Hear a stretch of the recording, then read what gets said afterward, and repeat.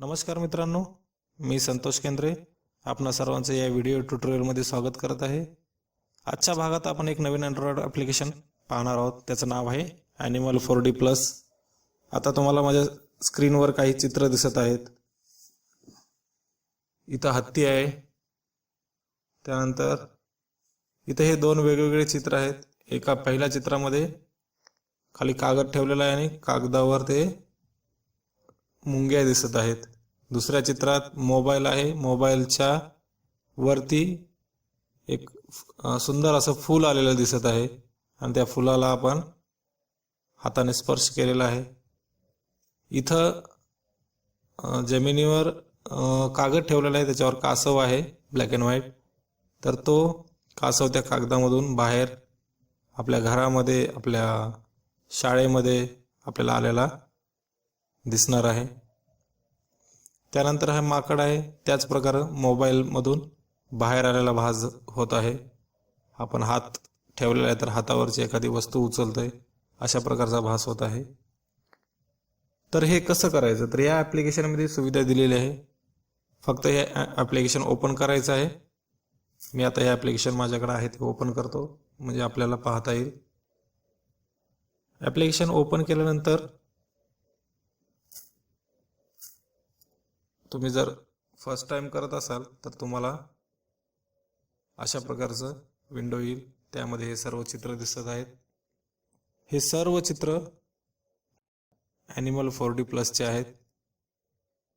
हे सर्व चित्र तुम्हाला त्यांच्या साईडवर उपलब्ध आहेत। काही फ्री आहेत, काही पेड आहेत। फ्रीवाले तुम्ही वापरू शकता।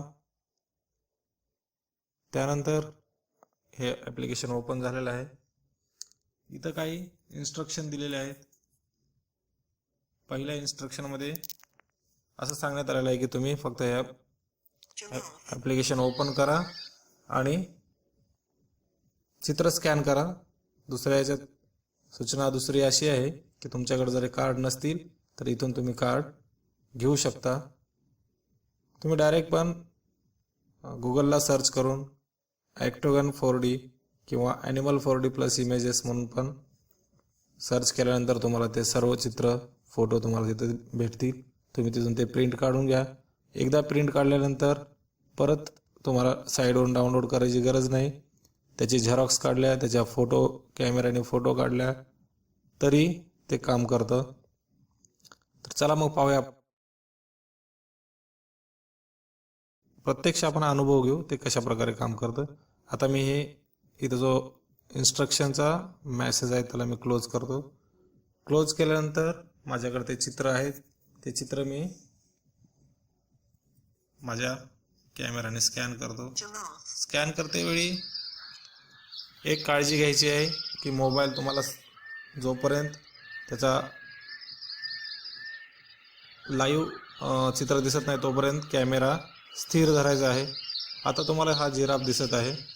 हा जिराफ कागदामधून निघून माझ्या घरात आलेला असा आपल्याला आभास होत आहे। हा पहा, जोपर्यंत कॅमेऱ्याला ते चित्र दिसत आहे तोपर्यंत ते काम करतं।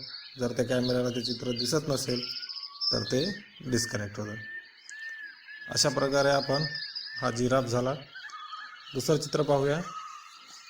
हे बघा, मंकी।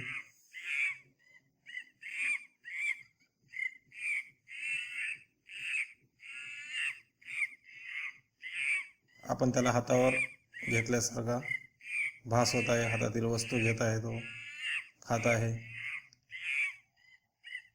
अशा प्रकारे आपण प्रत्येक चित्र स्कॅन करायचं आहे। या चित्राला आपण झूम पण करू शकतो।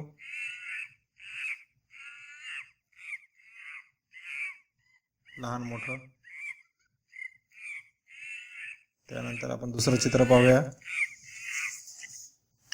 आंट, हे मुंगीचे चित्र मी स्कॅन केलंय।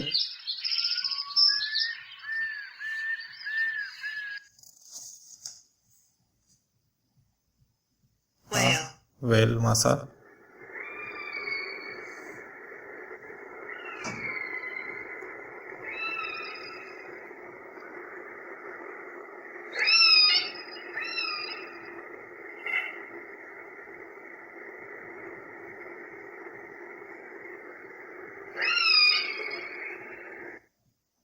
whale,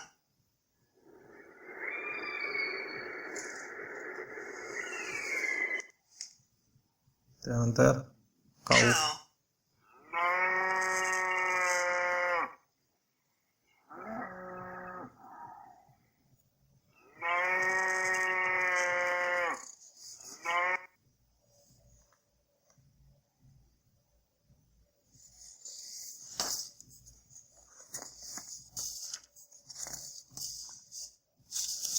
त्यानंतर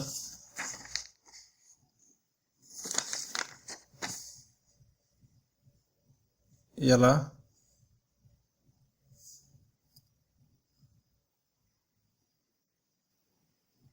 गॅदरिंग फूड म्हणतं, थोडासा वेळ लागेल. हां, हे पहा बनाना पण आपण स्कॅन केलेला आहे.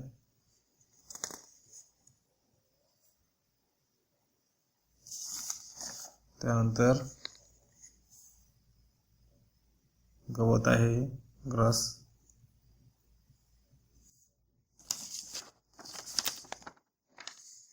त्यानंतर हे फूल.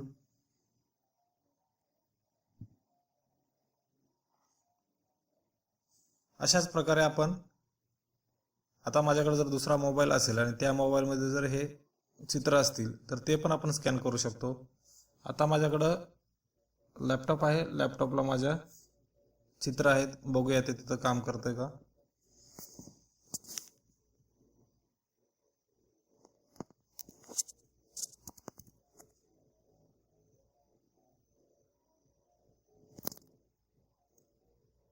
elephant, आता हा माझा लॅपटॉप आहे, लॅपटॉप मधले सुद्धा चित्र elephant, स्कॅन होत आहेत. cow, cow, cow,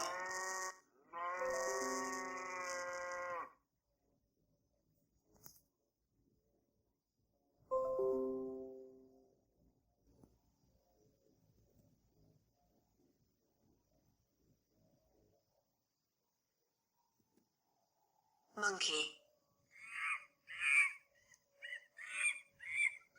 हे पहा, प्रकाश व्यवस्था चांगली असायला पाहिजे. हे पहा, गवत.